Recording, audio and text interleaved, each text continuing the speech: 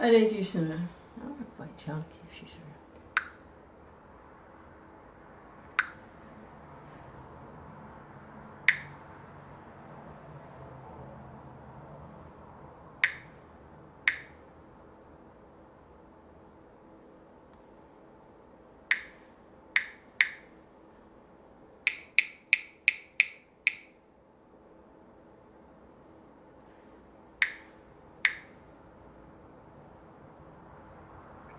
She's not a friend. No, let's go in here. I took her off the friend list. Yeah, she was bugging me. Took her off the friend list. Yeah,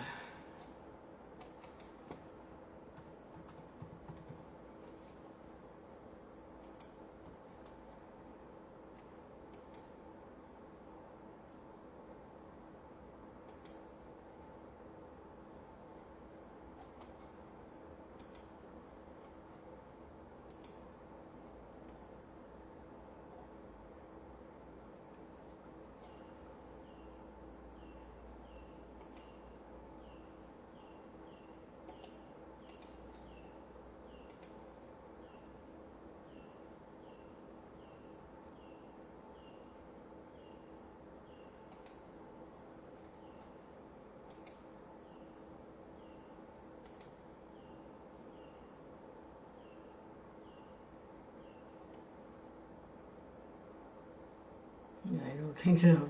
Woohoo! Wow, let that go.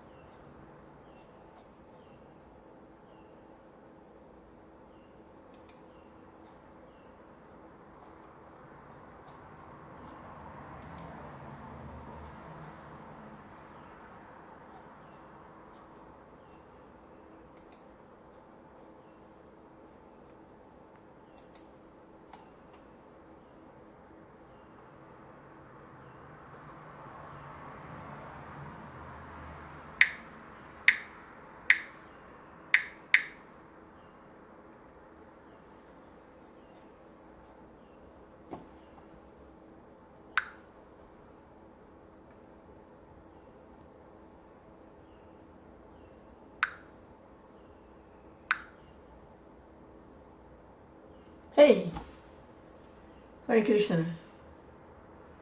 Whoa. Hare Krishna, Hare Krishna, Krishna Krishna, Hare Hare, Hare Rama, Hare Rama, Rama Rama, Hare Hare, Hare Krishna, Hare Krishna. Krishna. Krishna. Krishna, Chaitanya, Prabhu Nityananda, Shri Advaita Gadadhara, Shivasadi, Gaura Arinda. Hare Krishna, Hare Krishna, Krishna. When you don't know what else to say or do, just Hare Krishna, Hare Krishna. Krishna, Krishna, Hare Hare, Hare Rama, Hare Rama, Rama Rama, Hare Hare. There is a couple things I wanted to look at though, which for the last few days have been coming up. And,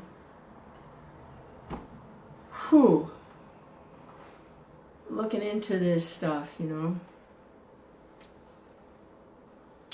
Hare Krishna, Hare Krishna, Krishna Krishna, Hare Hare. It's the verse, I think it's 922 in Gita, the famous one. Abandon all varieties of religion and just surrender to me. I will protect you from all sinful reactions. Don't be afraid. Hare Krishna, Hare Krishna. And fitting that with what Krishna says earlier on in the Gita, that, well, my mission is, I come from time to time to establish religious principles. That's my mission, Arjuna. I come from time to time, they get lost, and I'm speaking to you now. The disciplic line has been lost, and so I'm coming to you, Arjuna. And we're starting a new disciplic line, here. We're reestablishing things, and to reestablish religious principles. So I'm like, well, we know the highest principle is, like Krishna says, just surrender to Krishna. But what is he talking about? Religious principles. I come to establish religious principles, reestablish. What are these religious principles? I'm like, I guess I'm not really clear on that. What is it that Krishna's reestablishing, and why? So there was a group meeting online. If anyone would ever like to attend, it's 7 p.m. Eastern Standard Time, U.S. Eastern Standard Time, 7 p.m. And very nice discussions, going into depth, digging out what Krishna is saying. Oh, be quiet. All right, okay, we know. Hare Krishna, thank you. Hare Krishna. So he says earlier on in the Gita that, so what are these religious principles? So Google knows everything. So I just asked Google, I said, okay, Google, what are these religious principles? And basically it's the Dharma, Artha, Kama, Moksha. Religious practice, sense economic development, Dharma, Artha, Kama. Oh, geez, I thought I knew. Dharma, Artha, Kama, and Moksha. Moksha is liberation. Dharma's religious practice. Artha, Kama. Sense gratification. Is it? Krishna. Yeah, ask Google again. Come on, Google. What are they?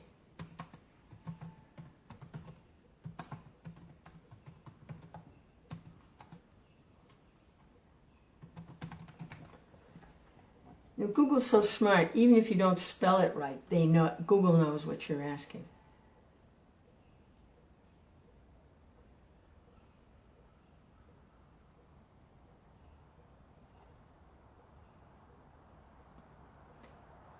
Okay. Hare Krishna, Hare Krishna.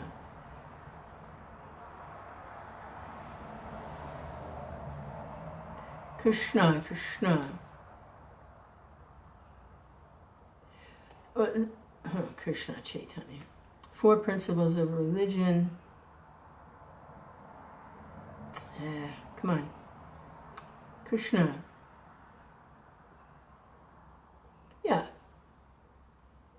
Yeah, sense gratification, believe it or not. Yeah, so the 4 principles Krishna comes to establish religious principles. So this is what Krishna's mission is, to establish this. Part of his mission. Dharma, practice of religion. Economic development, sense gratification, and ultimately liberation. That's part of Krishna's mission. He says, from time to time, I come to reestablish these religious principles. When human civilization starts to degrade too much into animalistic life, then we have to reestablish these basic religious principles. And there was mention here that the 4 principles of religion itself, those are 4 religious principles.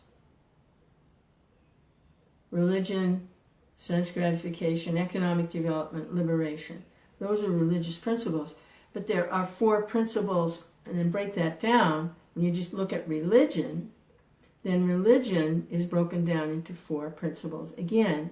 And those 4 principles are, I'm looking at Prabhupada here when these quotes are from Bhagavatam.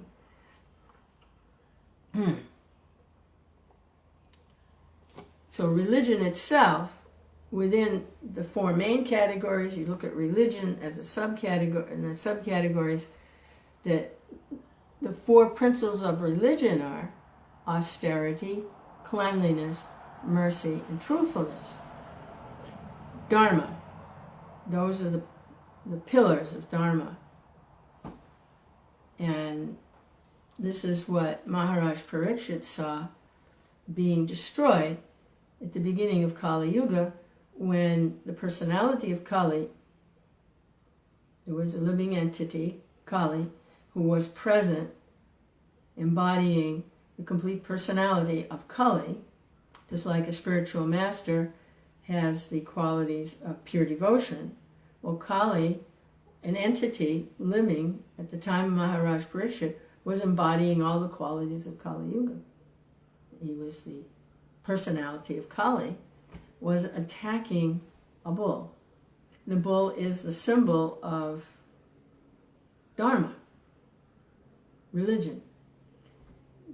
Civilized human society is based on cow protection. So the bull and the cow, that because it's agricultural, anyway, it just all fits together in the scheme of things for the smooth running of the planet, basically. So he saw the personality. He'd never seen this before. We have slaughterhouses now. I mean, it's nothing to it. But in that time, 5,000 years ago, this was extraordinary, to see someone attacking a bull. And what Kali was doing was he was knocking the legs out. And those were the four pillars. The austerity, he was attacking that. The cleanliness, he was attacking that. The mercifulness, he was attacking that.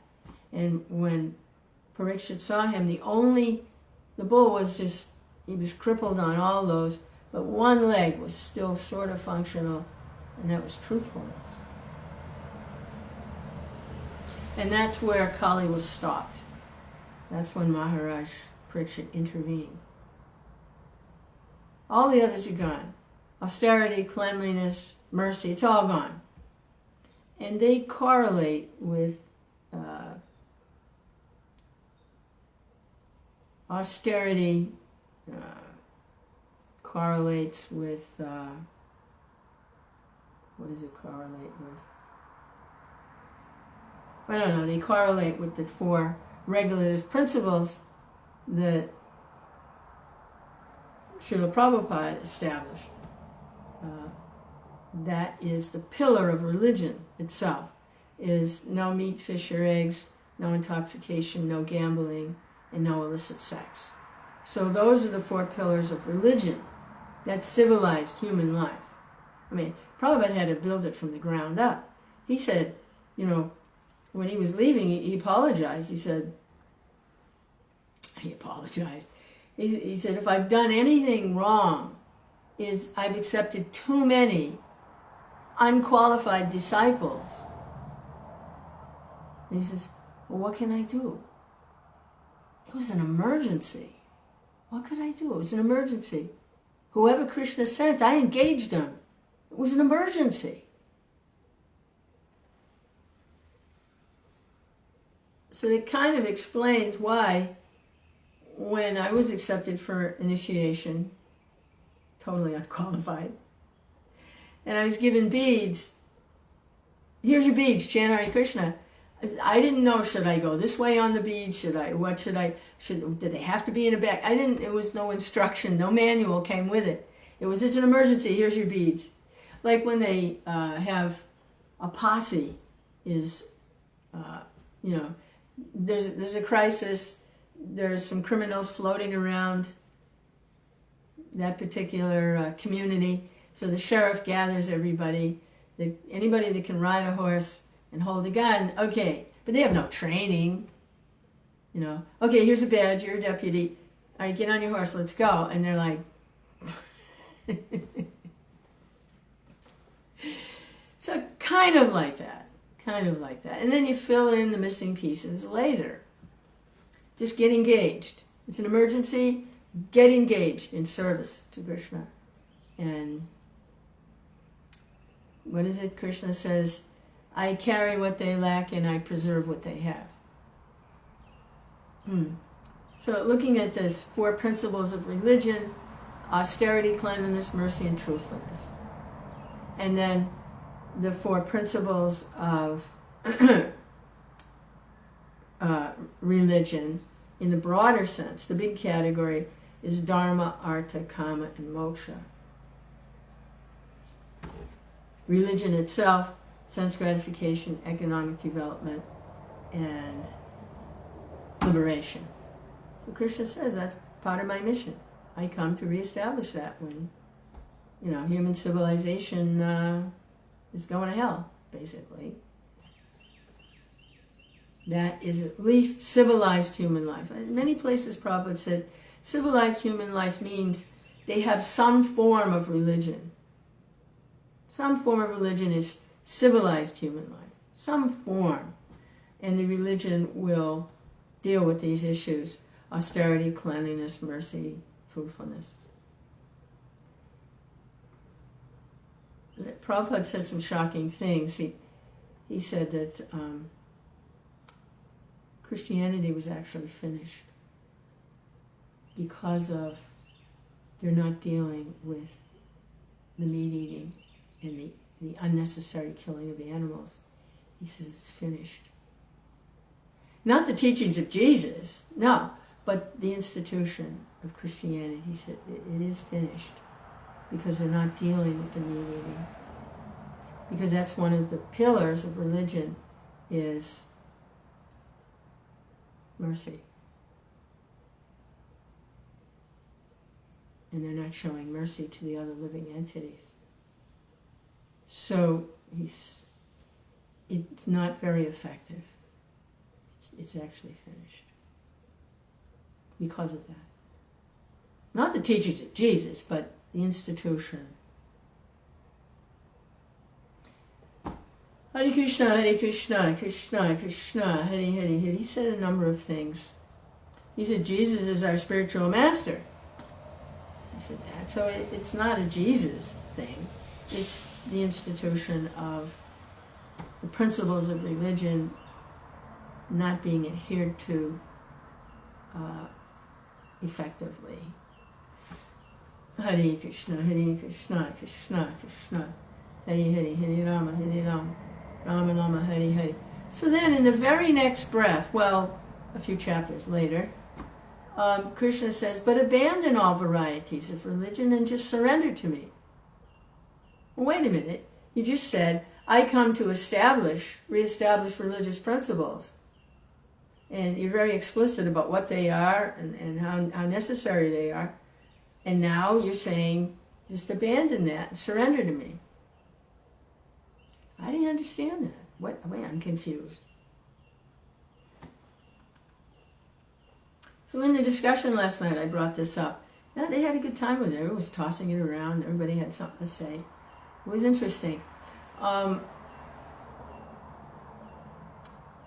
couple things that came out were that not everyone can just surrender to Krishna right away. You can't do it. You can't do that. Most people won't be able to, for one reason or another. They won't be able to just surrender to Krishna. I'm Krishna, surrender to me. They can't do it.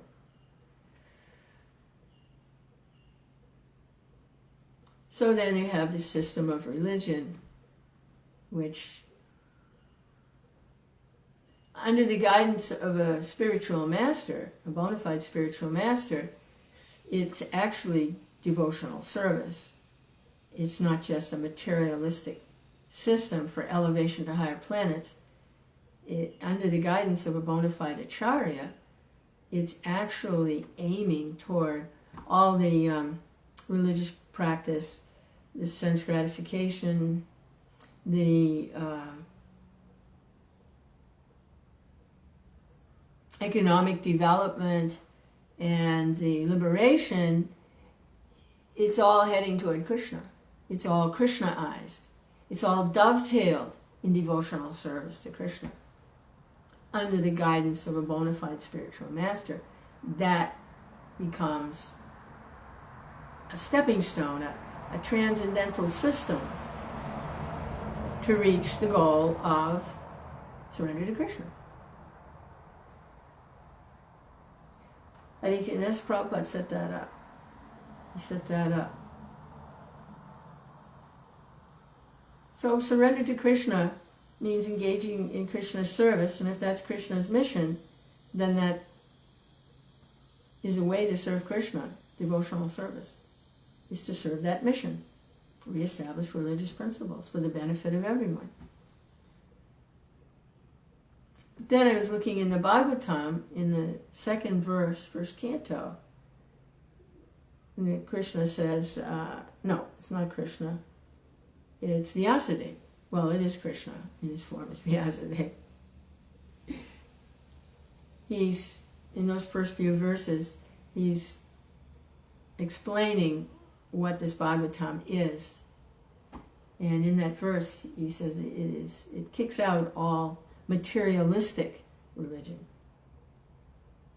It has nothing to do with materialistic dharma, artha, kama, and moksha. It has nothing to do with that. That it is aimed at the highest. Abandon all those forms of religion and just surrender to me.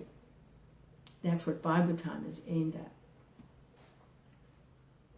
It's interesting because in Naimisharanya, the sages all gathered and they wanted to know, well, now that Krishna's left the planet, where is religion now? What is religion? Where is religion? They were asking that. Where's the path of religion? And that's when Sutta Goswami came into the assembly, having just heard from Sukadeva Goswami, who was reciting Bhagavatam to Maharaj Pariksit, and Sutta Goswami heard. He was in that assembly, and he was present. He was there, and he was able to speak the Bhagavatam to the sages at Naimisharanya. Okay, the Bhagavatam is where religion has gone now, the highest form of religion, the one that aims at surrender to Krishna and not just materialistic religion.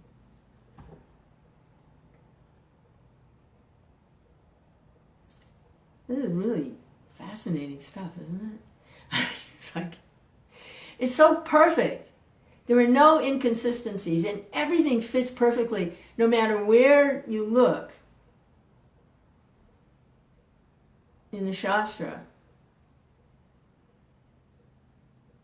It's all Krishna. Why? Because Krishna says, I am what is to be known by the Vedas. So Krishna is just pervading everything, because I am what is to be known. Krishna. Oh boy. See, simple living, if we simplify the way we live, simplify it, then we have some freedom to actually look at these things and hear and relish and become more closely aligned with devotional mood, devotional service. We have an opportunity to actually hear nicely. If we're not all distracted by, well, I don't have enough money for this, or that one is giving me a headache because they, and all this other stuff. So just we simplify our life, then we have an opportunity to hear and chant and relish and enter into a devotional environment instead of always just dealing with everything material and trying to hold it all together. Like trying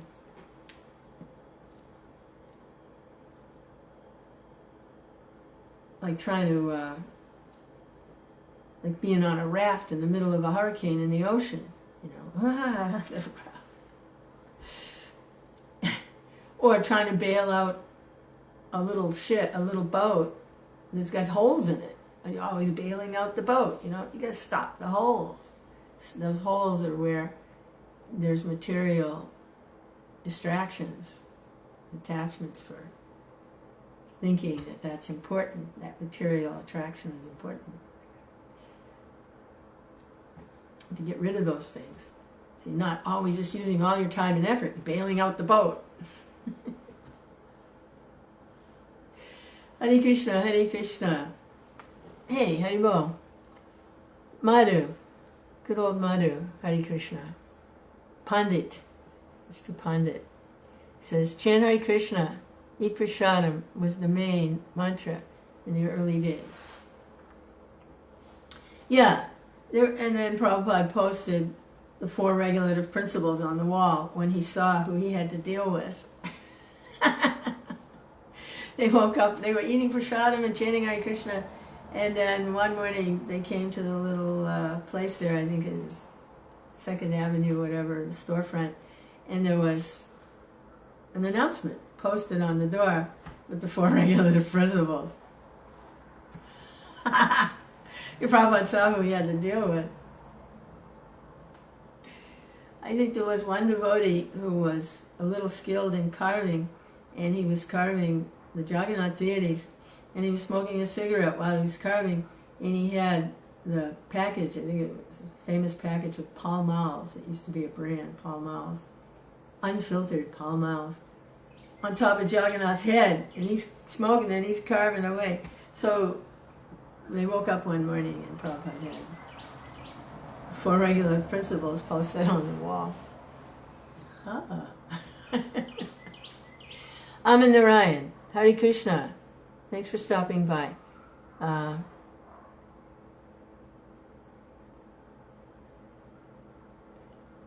Govinda Das. Oh, it's Govinda Das saying, the path is the devotee, and you walk away from Guru, Charya, Srila Haridas, in our spiritual family.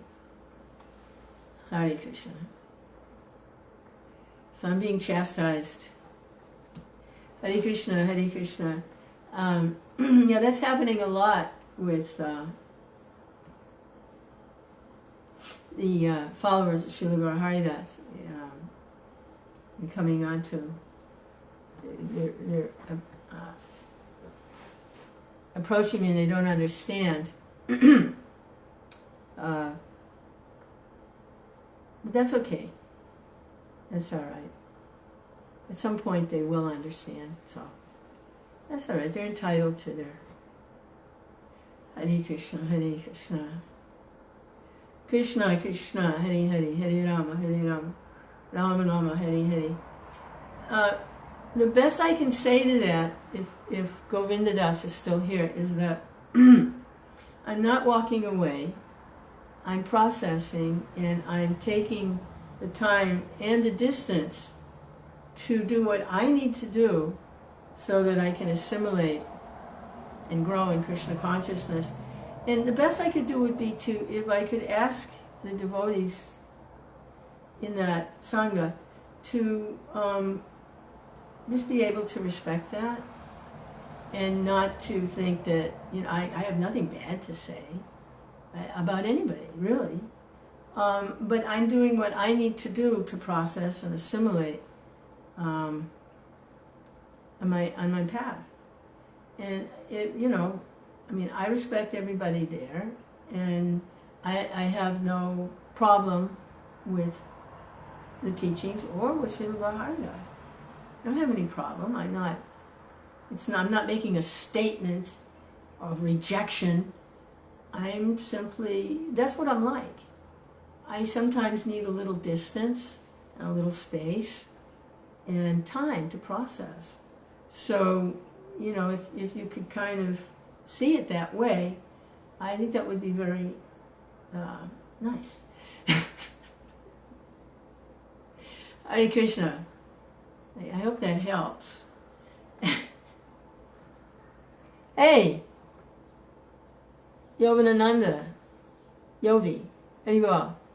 Yeah, I was just looking, that discussion last night in the Zoom about abandoning all varieties of religion and just surrendering to Krishna, I was looking at that in different ways and trying to understand what the actual forms of religion and why they're there, and you know, I was kind of looking at that in a little more depth and kind of processing what I heard last night.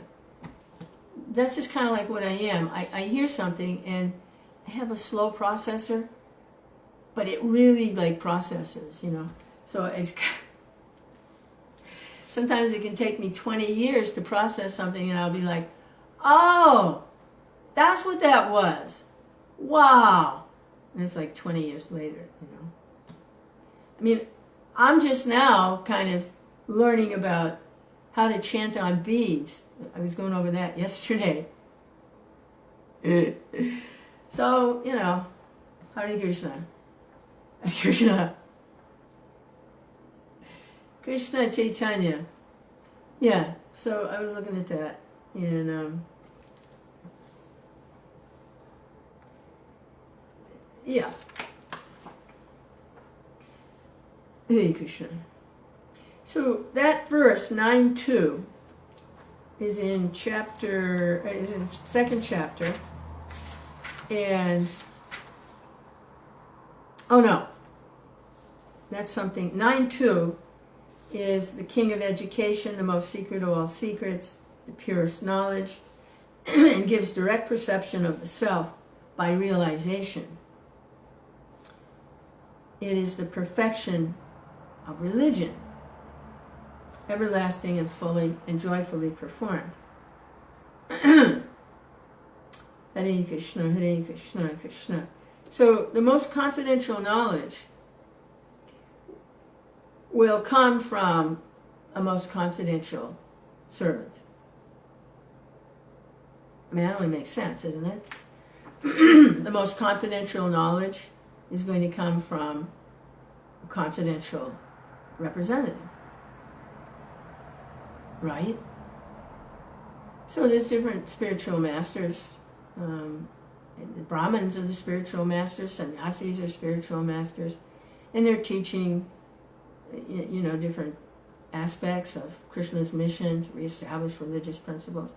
That's also spiritual guidance. But the most confidential knowledge is going to come from the most confidential spiritual master, confidential servant. Here, the spiritual master is Krishna himself. So there's nothing more confidential than that. Krishna himself speaking. But Krishna disappeared 5,000 years ago. But he has his disciplic line, and they're all confidential spiritual masters teaching this confidential knowledge. Confidential. What is confidence? I like to look these words up because I think I know what they mean, but then when we get other words around them that have similar meanings, it's like a jewel in a setting. So what are some of the other confidential? Intended to be kept secret. Intended to be kept secret. It's the most secret, he says here. It's the most secret of all secrets. Krishna says, I keep this secret. It's meant to be secret. It's confidential. I come to establish religious principles for the benefit of everyone, to, elevate society. But this is a secret. This part is a secret. It's confidential.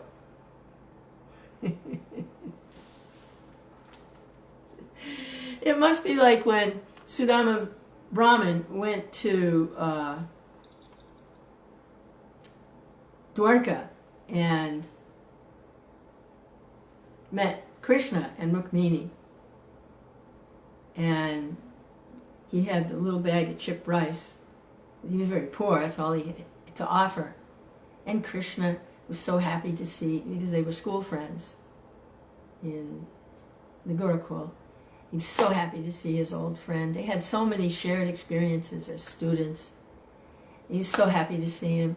He put him on his own bed where he reclines and lies down with Rukmini. Put him on his bed, and he washed his feet. He offered him nice things to eat.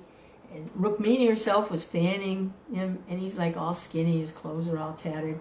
And it says he wasn't even very clean. His body was kind of, because he wasn't attached materially. He was with Krishna in the material body, like. So, and he didn't even want to offer the rice. He didn't come there to ask anything. He just wanted to see Krishna. His wife wanted him to ask for stuff. And I think she wanted him to ask for material things, not because she wanted material things, but because I think she understood that he would actually be able to glorify Krishna better if he appeared prosperous and had all the things of life. Then it would be more attractive. Because in his present condition, who wants that, you know? He had the most valuable thing. He had Krishna, but he was, so who wants that, you know? So I think she understood that it would help him in serving Krishna and glorifying Krishna if he appeared to be not wanting in anything, even material.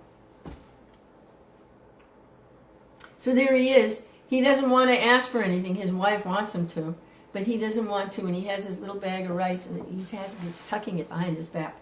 Krishna says, "What do you have there? What do you have? Something for me? What do you have?" And he snatched the little bag of rice, and he took one little grain. That's good. And with that one grain, he was able to, because he accepted with the love and devotion, Sudama Brahmins became very, very opulent. And he saw that when he went home. His house was completely, his little hut with holes in the walls and leaky roof, it was completely transformed into practically a palatial building with servants, and his wife was dressed gorgeously with gold and silver, and her hair done.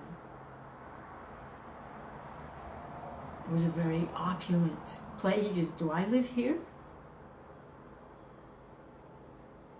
This is all because of Krishna. But that was when he went home. Meanwhile, before he goes home, that was from the one grain. And then Krishna was going to take another grain. And Rukmini stopped him and said, "No, don't do that. One, that's all. Don't take another one."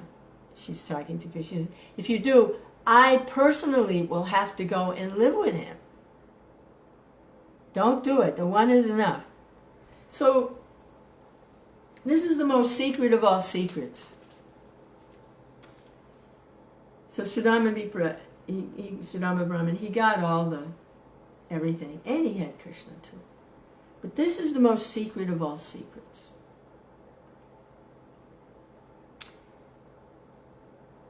That comes from the confidential servant, the most secret of all secrets, the confidential spiritual master.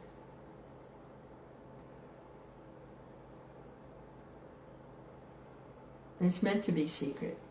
Like Rukmini, she didn't want to go and live with Sudama Brahman. She wanted to stay with Krishna.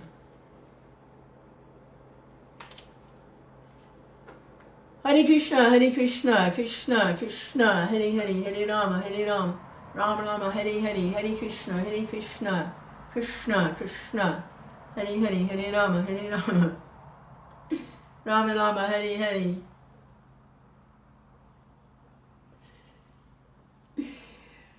It's kind of a stretch, that pastime, but that was kind of a secret.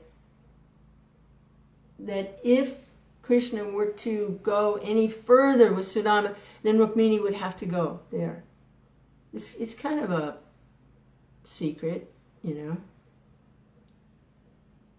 little secret there.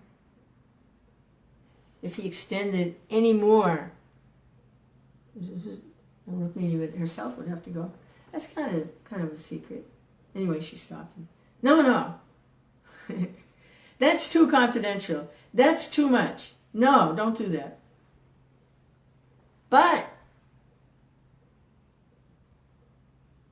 that was 5,000 years ago. That was pastimes in Dwarka. Now Chaitanya Mahaprabhu has come. Yes, give them everything. Give them everything. Give them everything. Broke open the storehouse. No more secrets.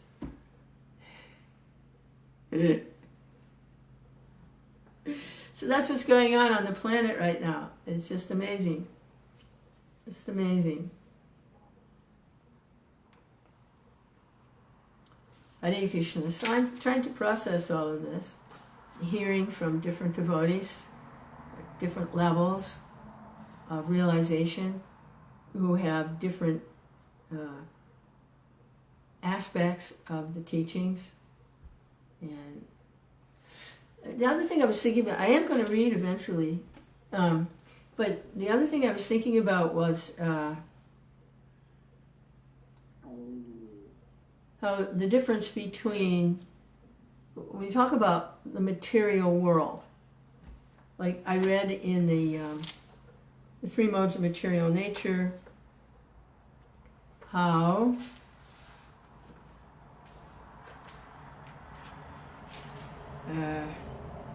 this was really interesting for me. It's text 5, chapter 14. Say, material nature consists of the three modes: goodness, passion, and ignorance. And I'm like, wait a minute. Material nature consists of the three modes: goodness, passion, and ignorance? I thought material nature was composed of earth, air, fire, water, ether, mind, intelligence, and false ego. I thought that was material nature. So I was like, how do I understand this? How does that work? Earth, water, fire, air, ether, mind, intelligence, and false ego. Those are the basic elements. They're just sitting there. They're not doing anything. They're like the alphabet. A, B, C, D, E, F, G, H. They don't do anything. They just sit there. They're basic, they're building blocks, basic elements, like numbers, 1, 2, 3, 4, 5, 6. They're not doing anything. There's no activity. They're just sitting there. They have their qualities and their characteristics, but they're not doing anything.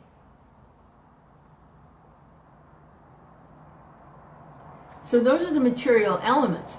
This is the material nature. This is another energy. This is the force that combines everything, makes the letters into words and sentences and paragraphs, so there is some expression. I was thinking about this morning. So the modes of material nature, goodness, passion, and ignorance, that's how these elements combine. To what? To give the living entity an opportunity to express their desires.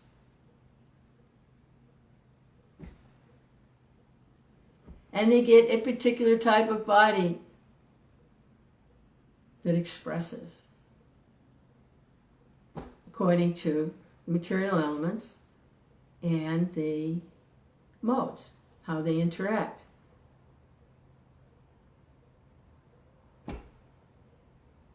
So I was looking at that, I was going, wow, yeah, it's all about expression.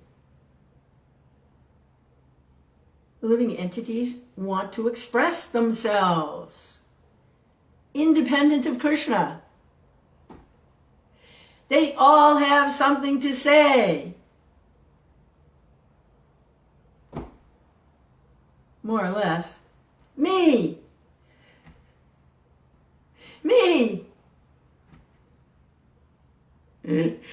Okay, kind of like, I was thinking about a 2-year-old. I don't have children, but I know they go through this stage, the terrible twos. So up to this point, they're completely helpless and dependent, and then they start to get a sense of themselves as separate from, that they have an individual nature, and they start to go, no. It's a way for them to kind of establish that they're an individual, and all these forces are telling them do this, do that. No. If it's coming from outside, they're going to get a no, because they're feeling like themselves more. So it's going to be no. Whatever it is. This part isn't working very well, so it's just no to everything. Hare Krishna. Krishna Chaitanya, express.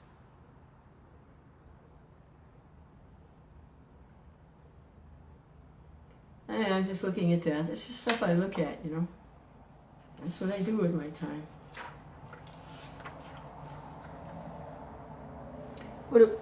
Here we go. Let's see what we got here. Hare Krishna.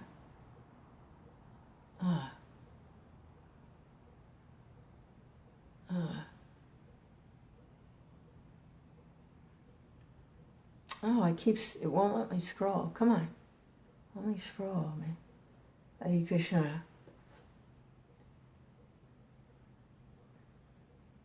Govinda Das says, making videos on YouTube encouraging others not to listen to acharyas, blocking the path to embrace when it is here. Hare Krishna.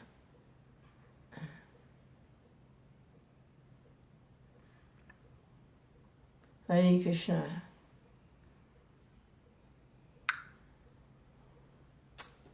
Hare Krishna. I'm trying to see what the rest of that comment is, but it won't let me. You are a branch outstretched from the Chaitanya tree. Okay, thank you, Govinda. And then he says, so I'm getting chastised here. Oops.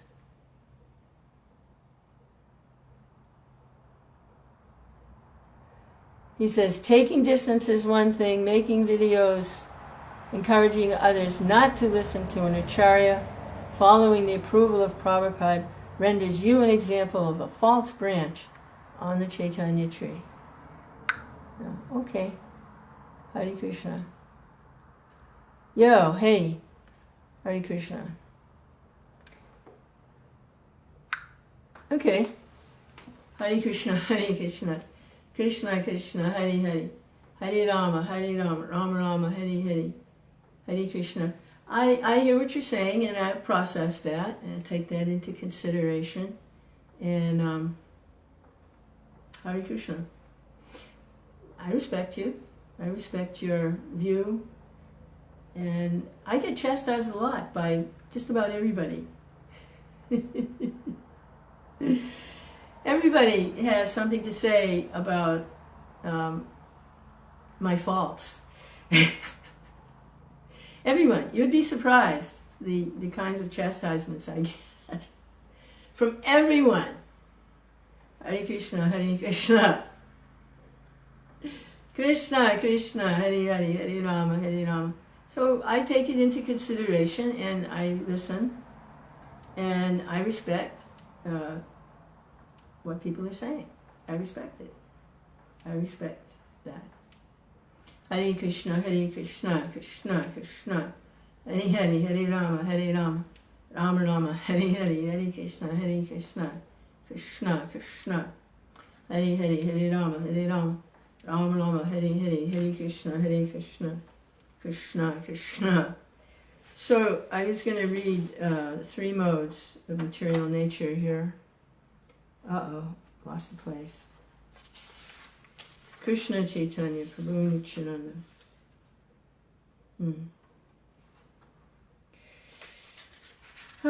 Krishna.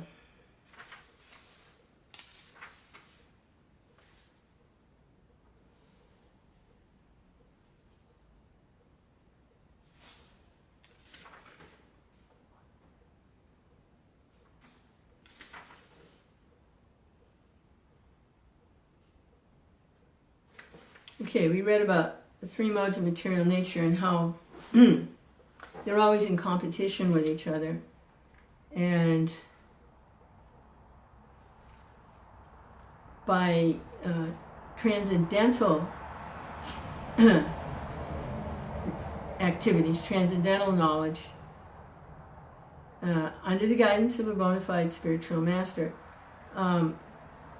they can transcend this constant battle of the three modes of material nature, always vying for supremacy, one mode over another. As like I was talking about that child's game that they play, paper, rock, and scissors. So you put the hands behind the back, two children. One goes, rock. They do it together. You go, rock and paper. Okay, paper wins. And they do it again.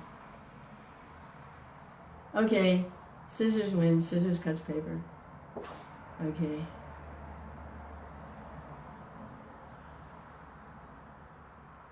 I guess rock would be a tie, whatever. Anyway, they play like that. So there's three modes of doing that. Sometimes one is winning, sometimes another is more dominant. But to rise above that on the devotional platform and become free from that. So this is explaining these different modes. So chapter 14, text 11. The manifestations of the mode of goodness can be experienced when all gates of the body are illuminated by knowledge. So these are the 9 gates. Prabhupada explains.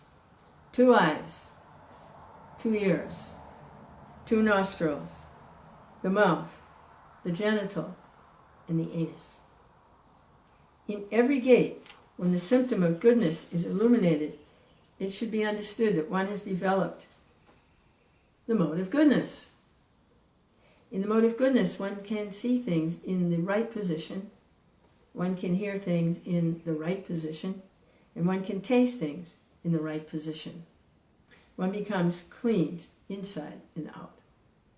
In every gate there is development of the symptoms of happiness, and that is the position of goodness. Hare Krishna, Hare Krishna. Like a fine-tuned, fine-running machine. Everything's working. There's no squeaks and squawks or broken parts. Everything's working nicely. Text 12. Loba praviti aramba karmanam asama priha rajasyetani jayante vivridhe bharatarshaba. O chief of the Varieties, when there is an increase in the mode of passion, the symptoms of great attachment, uncontrollable desire, hankering, and intense endeavor develop. The good old mode of passion. Prabhupada's purport: one in the mode of passion is never satisfied with the position he has already acquired. He hankers to increase his position. He wants to construct a residential house.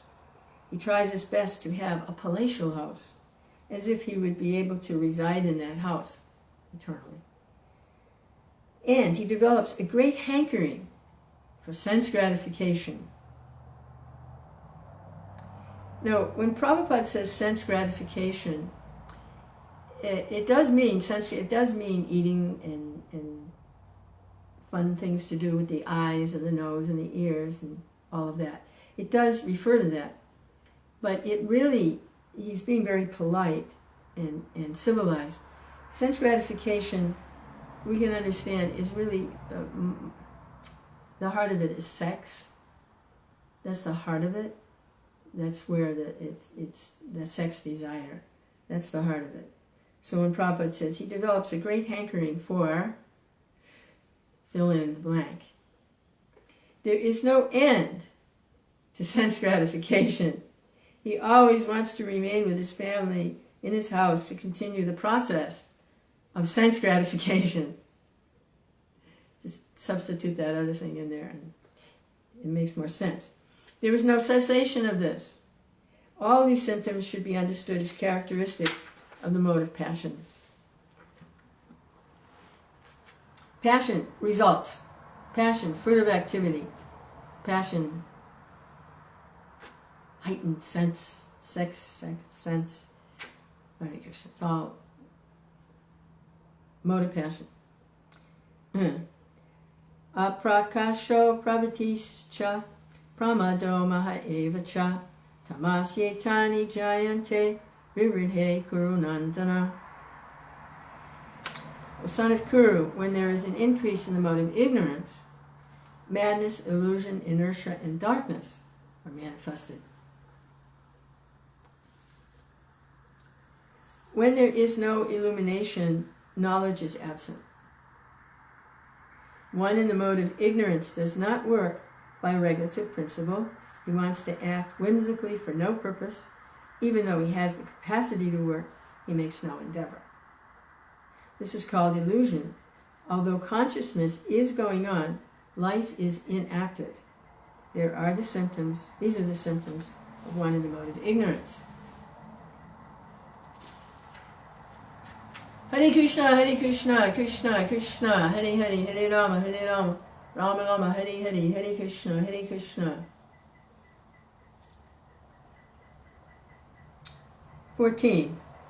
Yada sattve pravitetu pralayam yati dehagri tadotama vidam lokam amalan pratipadyate. When one dies in the mode of goodness, he attains to the pure higher planets.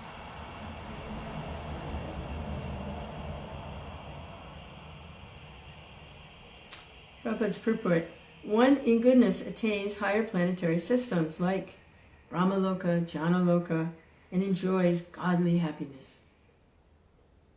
The word amalan is significant. It means free from the modes of passion and ignorance. There are impurities in the material world, but the mode of goodness is the purest form of existence in the material world. There are different kinds of planets for different kinds of living entities. Those who die in the mode of goodness are elevated to the planets where great sages and great devotees live. So the demigods are devotees. They're highly placed servants, public servants. They're devotees. Indra knows he's a servant of the personality of Godhead. Brahma certainly knows. They all know. Vivaswan, he knows. They're servants of the personality of Godhead. They know that. They're not in ignorance. But going back to 9.2, that verse we looked at earlier. Raja Vidya Rajakuyam Pavitram Idamuttamam Pratyakshavāgamam Dharmyam Shukam Kartum Avyayam. They may not know this most secret of all secrets, the one that gives direct perception of the self by realization. For one thing, their planet is achieved by Dharma, Artha, Kama, Moksha, by perfectly following the path of religion in the mode of goodness. They achieve that planet. So what is that planet? It's a place achieved by the mode of goodness. Not necessarily pure goodness, but the mode of goodness. Achieve the higher planets. Great kings, by performing sacrifices and ceremonies, they achieve that planet. And it's managed by a devotee. And it's very opulent, a very nice place to live. But it's not Raja Vidya, Raja Guyam, Pavitram, Vitam Uttamam, Kachat, Yami, something. It's not the most confidential planet. That planet is in the spiritual sky.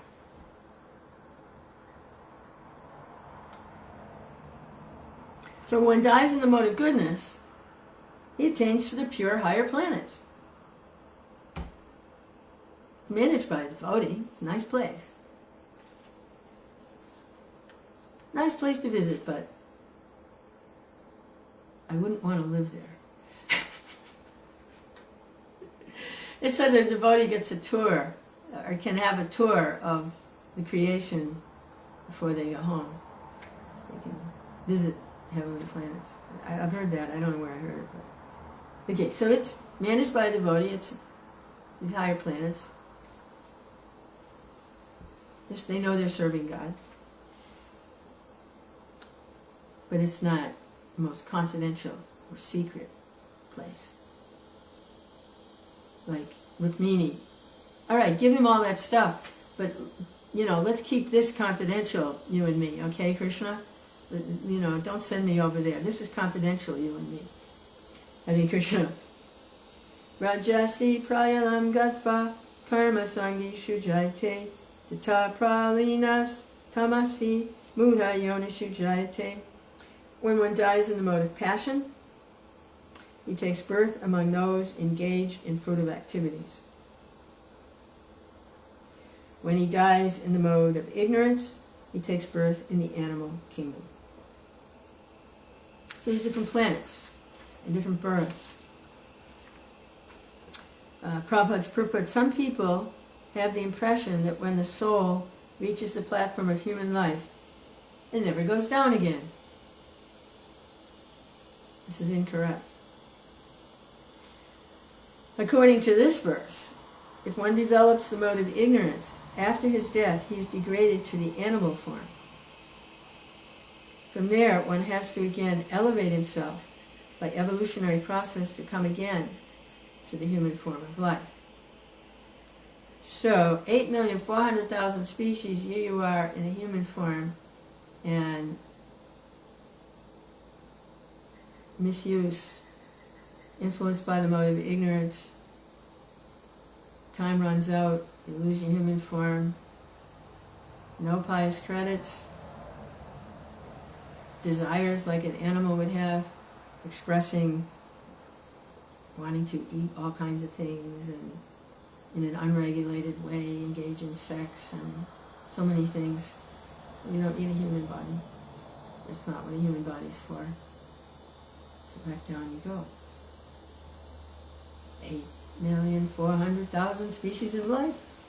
That's another way to look at this. My goodness, this japa is, I knew there was more to this japa. I knew there was. Look at this. You start here. The beads are big, okay? They're big. You're starting here, and this is the head bead. This is Krishna. And you're going away from Krishna until you get to the littlest bead. And then you have to go all the way back around again to get back. 8,400,000 species. Another way to remember, chanting japa. Cycle, repeated cycle of birth and death. But a pure devotee, their prayers are, I don't care what situation I'm in as long as I can remember you. Okay. The Chaitanya's prayer, what is Chaitanya's prayer?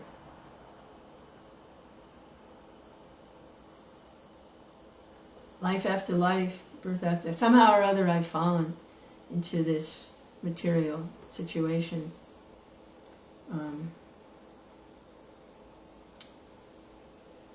Please place me as an atom of your lotus feet. I want to engage in your service and remember you life after life. Another way to remember Krishna, chanting our beads. Hare Krishna.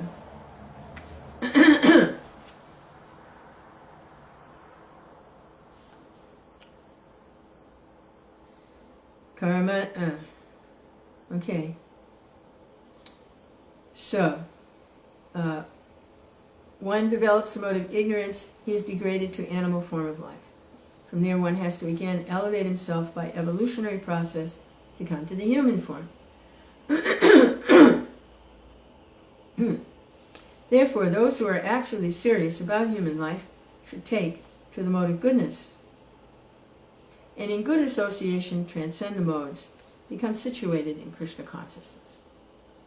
This is the aim of human life. Otherwise, there is no guarantee that the human being will again attain to the human status.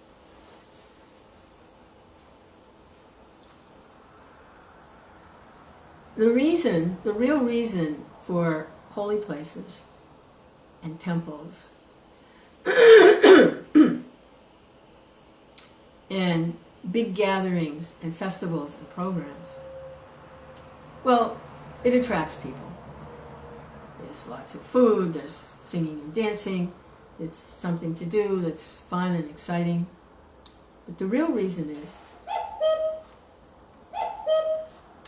there may be a devotee there who's advanced in Krishna consciousness, and someone who comes to the festival may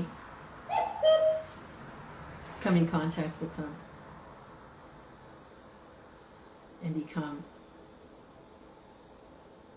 enlivened in Krishna consciousness. That's the real reason for all of the sacred places, the holy places, is there may be a saintly person there, a devotee, that they can make a connection with.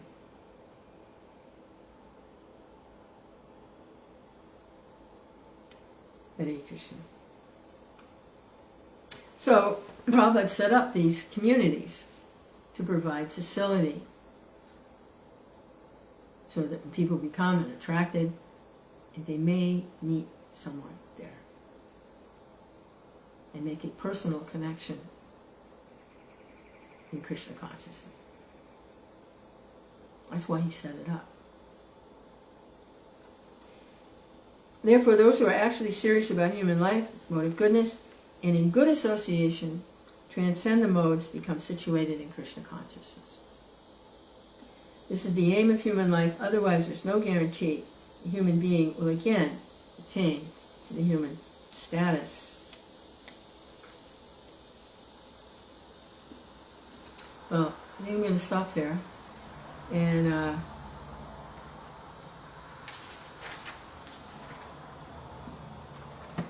something to think about during the day. And I don't know if Govind is still here, probably not, but I want to thank him for stopping by. Hare Krishna, Krishna Krishna, Hare Hare. Hare Rama, Rama Rama, Hare Hare. Hare Krishna.